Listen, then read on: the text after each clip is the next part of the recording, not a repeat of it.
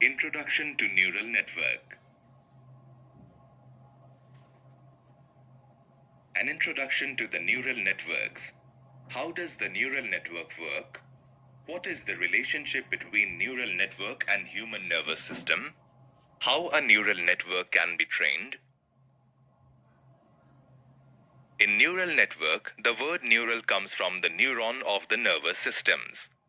The neuron is a cell which is a basic unit of the brain used to process and transmit information to all other nerve cells and muscles. A network of such neurons is called neural network. The similar behavior embedded into a machine is known as artificial neural network. Various applications of neural networks involves trading based on algorithms, security classification, forecasting, and so on.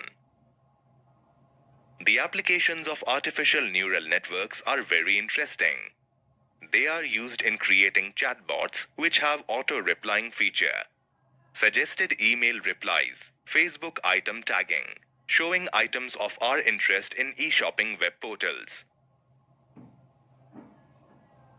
We usually need neural network to solve real-life complex problems. Such networks can work and give output if the data is missing.